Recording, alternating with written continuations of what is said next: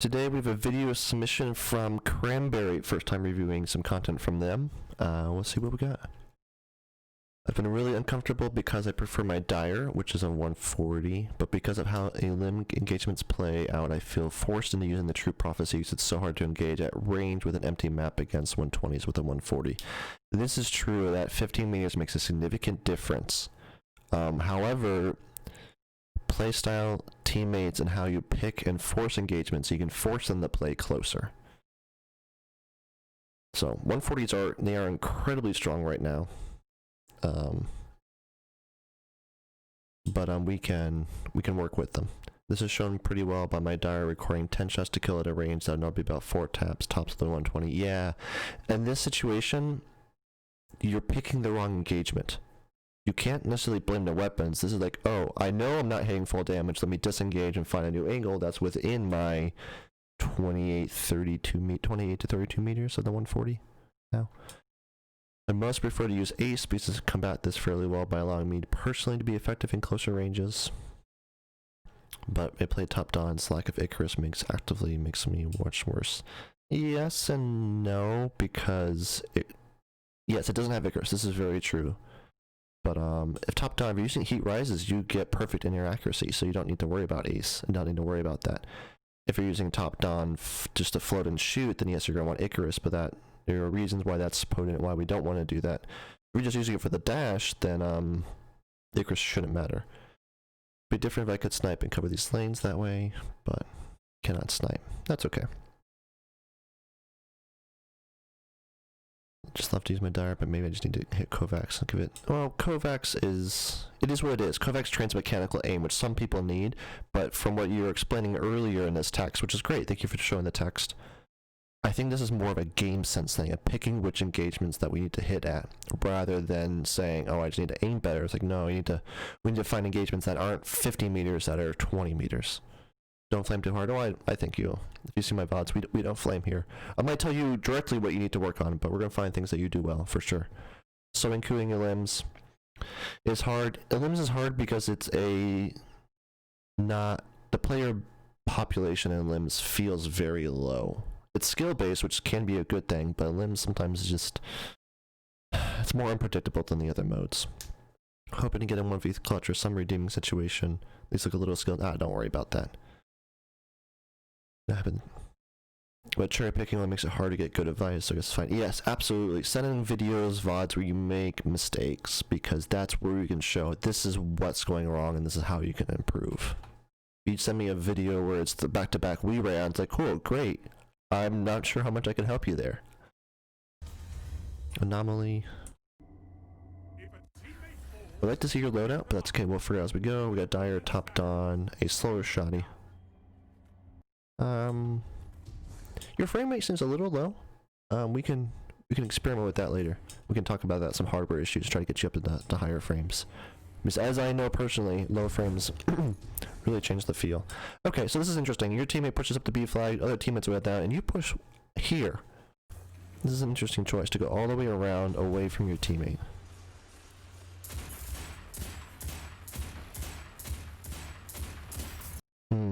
Okay. Swatch buckler, cool. This is you can't blame 140s for this. You know you're hitting low damage. You know he's AFK, or at least partially AFK. You could have Icarus dashed in and got a 3-tap.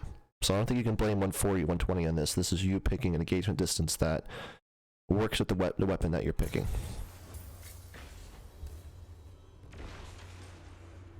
I don't know how you got marked. Okay, we're dancing around, we're looking for them. You throw your grenade on top of their area, which is an interesting choice. That works. Alright, Seraph, you're running a Seraph shoddy. What do we got? We got a radar ping, we got a very strong radar ping here. You flick, you switch out your shotgun, and he just had the shoulder charge pre-charged. I'll chalk that up to unfortunate circumstances, because yes, it's very unfortunate to get aped by a shoulder charge, but you did the right thing, you had your shotgun out. A little slow in activation, we can work on sprint cancels. This was your right choice, but as you walked out, he had it all pre-charge ready to hit you. So this is a game sense thing, watching your radar and knowing what to do. Well, your teammate got him. So Yeah, we're seeing some. Oh, now your frame is back up. Good, good. I don't know why I was so low before.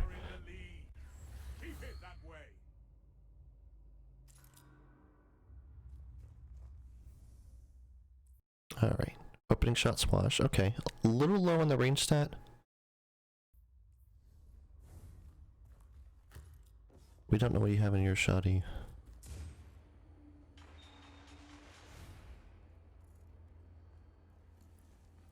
Yeah. Your frames are doing some funky things. There we go, now your team comes up. Yeah, okay, let's talk about this. Then we get an engagement. Your teammate's away, you see 1, 2, we see at least 2 heads.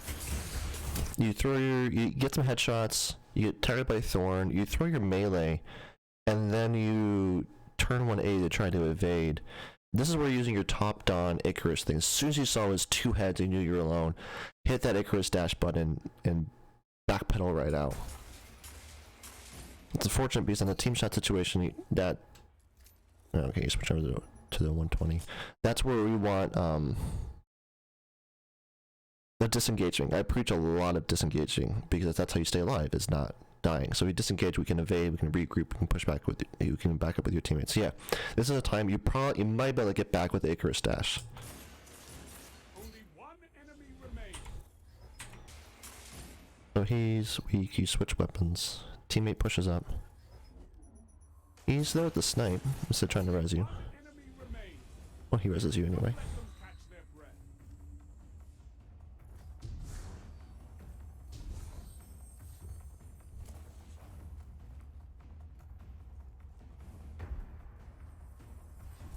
Your teammates going for the hunt, you stay back to protect the reses, which may not be a bad choice. That's so you stay alive, not dying, being 2021. Well, I mean, it's true. Opponents neutralized. Simple and clean.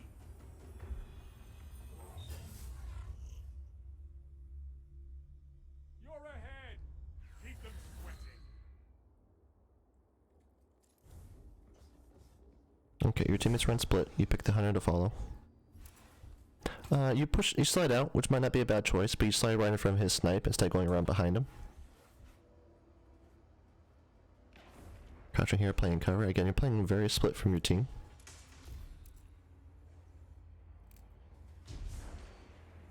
Very split from your team. You're the last one standing. Show them what. Yeah, some QE limbs. I mean, it is what it is. It's unpredictable. That's why I don't prefer it for gameplay reviews, because just there's some shenanigans that can happen in the limbs that can't happen in the other modes. But you choose to play very split from your team, and then the 3 of them just pick off one by one your other 2 teammates. Now you're forcing yourself into 1v3. Whereas it's instinctive. It's like, oh, cool, I'm a lone wolf. I'm gonna clutch this up. I'm gonna push around, get this really cool flank, and dink them all. Sure, yeah, it can happen. But now you're leaving your teammates in a 1v2 or a 2v3 situation. Whereas you push up here in higher level gameplay, we see the team play, we see the bait and switch. So your teammate will duck out, they'll get 2 shots off, they'll get their shields broken, they'll duck back, you'll slide out with full health shields and clean them up.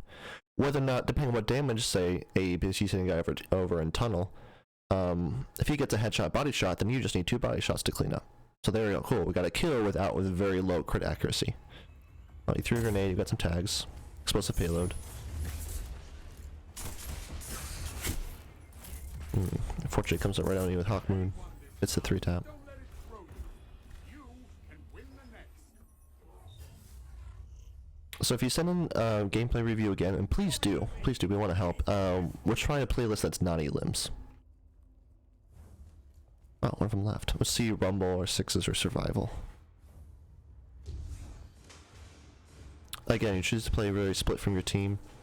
They're up here and you're way out here. Well, okay, that time it worked out. Don't let them catch their breath. Throw your melee. Okay, I think, yeah, playing split is very interesting, but depending on where they came in. But this just happened to work in your favor, so this one I call luck. What is it? What is that? Is that a sword? What is he doing? Your pre-aim is low, you hit him with the body shot, 25, 26, because explosive always does 25 on 120s. There we go, get the 50 damage. Don't let them catch their breath. Yeah, so here, Don't let them catch their You missed 2 of your shots. You switch to your shotgun and then Icarus dash. This way using your melee would have been a really good move early, because then you could have let that come out ahead of time to damage instead of throwing it now. Because now you killed him with the shotgun and then you burned your melee. We get a bunch of it back because you're in the air. So, yeah, I think throwing your melee earlier would have been a wise choice. Happened to clutch up the 1v2. You're in the lead. Keep this momentum. Alright, see where you go. Teammate pushes back up there again, same as last time. He's pushing in. Again, playing very split for your team. There we go, cool. Now we're playing back in. Why is he crouching with the supremacy? Again, you trying to find the angle, trying to come around, you force him into a 1v2, so we don't have a teammate left. Then you back up. This would have been the time to aggress, because you're assuming that he put in damage. You can leave with your grenade, and you can try to clean up the kills. But you back up. Yeah, your pre-aim's... there we go. So now you use the dash as an evade. You pre-aimed the wrong side of the door, didn't have time for the flick, but use the dash to get out. Okay. And we're just running, trying to find the angle. Throw your rift here. So now you're kind of set up here. Fortunately, the shotgun didn't connect. Yeah, interesting things going on with frame rates and with mouse. I'm very curious to see what mouse you have and what DPI and sensor you're running, because that seemed incredibly jerky. Should have been a lot smoother. Use that. Throw your rift down to heal. You throw your rift in cover, so that was good. You slide out. You pre-aim. You fire. Where did the pellets go? Like over here? Not sure what happened. I feel like that shotgun should have connected. You throw your melee, you burn them. You get the base melee. You have a dash, so where's your health?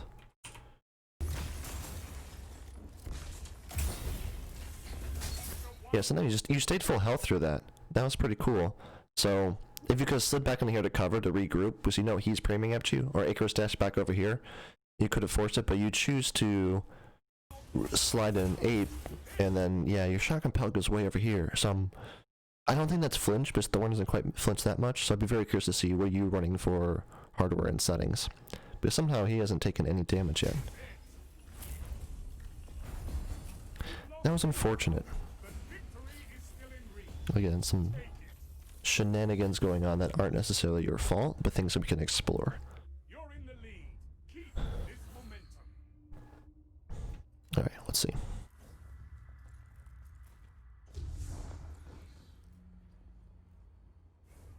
Again, playing very slow.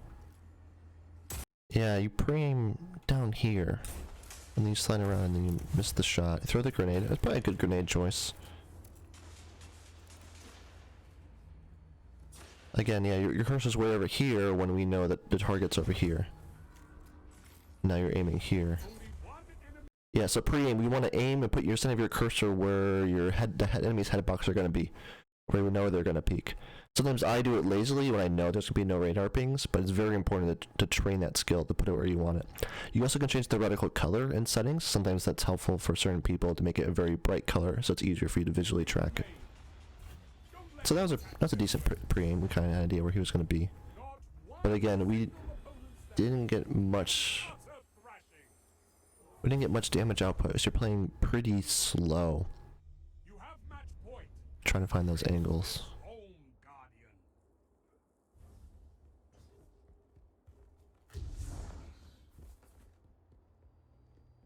Again, your teammates go over here. We know they're shooting there. And you come way out here.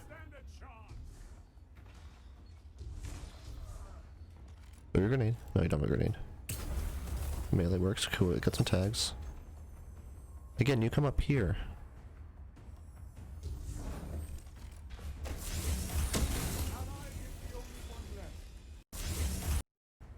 So we have a radar ping. We know he's over here, but you dash way out here. You do get some damage off. I'll give you credit for that. Hades says aggressor's advantage is super strong in this game. It is, yeah. Pushing, when you get that, like a train, like a steamrolling mechanic, where if you pick one and you keep pushing the other one, then as long as you're doing chip damage, their shields can't heal. Or some people, yeah, you don't want to be the 8, but sometimes that's just the way to go, is to keep pushing. Yeah, and teammates are here, you push over here. And pop your Dawn Blade in cover, which is good, but way in cover. Don't let them catch their breath. I guess that pushing this angle this might actually be a big brain play, because if you know they're spawning over by the truck, then pushing this angle, you catch them coming out the bridge. That might be what you're trying to do. I had not considered that. That does make sense while you're playing the angle. I thought the spawn was over on the other side of the map. But you pop your Dawn Blade and cover way early. You hit that guy. Kind of spamming it, but that's okay. And now your super's running out. Where did he go? Where'd you get a damage boost from? Oh, you running the artifact mod. Yeah. Again, playing way out here when we don't think he's there. What is this? This guy doing with his spec? I mean, it is elim, so you definitely want to protect your reses. But this guy should have had the information where this guy was. Yeah, I think you're playing at a higher sense, because this looks pretty jerky. Melee? Melee? Melee?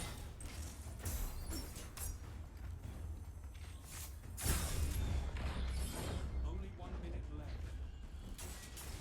Yeah, I think you're playing at really high sense. Because this gunfight could have been over here. You jump up, as soon as you see him, you launch your melee. It's going to tag him for 90-ish damage, and hit him with the shotgun from that far away, and he's done. But you choose to slide out here, and then now he has the advantage because he's in cover. Only 1 minute left. Now your shields are broken. Now you hit him with the melee, floating way up high. And your teammate really gets the kill. Your enemies shall remember you for that. Yeah, so I think you're playing at a pretty high sense, and we can work on... You're running T-steps. Yeah, you should be flying around the map with T-steps topped on. Good recovery, mobility's fine, good discipline stat like that. And like, if we get this up a little bit more into the tier 4 territory, you get a little bit better benefits, but that's okay. Revel in your success.